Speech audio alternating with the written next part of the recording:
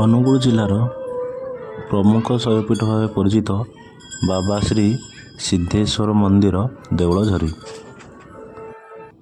ଏହା ଆଠମଲ୍ଲିକ ବ୍ଲକର ଓଡ଼ସିଙ୍ଗା ଗ୍ରାମଠାରେ ପ୍ରାୟ 24 ଏକର ଆୟତନ ଜମିରେ ଏକ ସୁନ୍ଦର ପରିବେଶ ମଧ୍ୟରେ ଅବସ୍ଥିତ। ସିଦ୍ଧେଶ୍ୱର ମନ୍ଦିର ସହିତ ଏଠାରେ ଆଉ 7 ଗୋଟି ପାର୍ଶ୍ୱ ଦେବାଦେବୀଙ୍କର ମନ୍ଦିର ଥିବାର ଜଣାପଡ଼େ। କିମ୍ବଦନ୍ତୀ କହେ ଏଠାରେ ପ୍ରାୟ 84ଟି କୁଣ୍ଡ ଅବସ୍ଥିତ ଥିଲା। ବର୍ତ୍ତମାନ କିନ୍ତୁ ଉନ୍ନତ ମାନର ନବୀକରଣ କରାଯାଇ ମାତ୍ର 24ଟି କୁଣ୍ଡ ହିଁ ଦୃଶ୍ୟମାନ ହେଉଛି।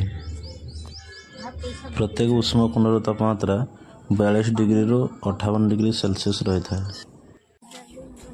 ଟେମ୍ପଲ ପାର୍କ ବି ଗୋଟେ ଅଛି। ଏଠି ଗୋଟେ ବିଶେଷ ଆକର୍ଷଣ ହେଲା 2ଟି କୁଣ୍ଡ ପାଖାପାଖି ଅଛି, କିନ୍ତୁ ଗୋଟେ କୁଣ୍ଡର ପାଣି ଗରମ ଆଉ ଗୋଟେ କୁଣ୍ଡର ପାଣି ଥଣ୍ଡା। ଏମିତି ନାନା ଭିଡ଼ିଓ ପାଇବା ମୋ ଚ୍ୟାନେଲଟିକୁ ଲାଇକ୍ କରିବେ, କମେଣ୍ଟ କରିବେ, ସବସ୍କ୍ରାଇବ୍ କରିବେ ଏବଂ କମେଣ୍ଟରେ ମତାମତ ଦେବେ।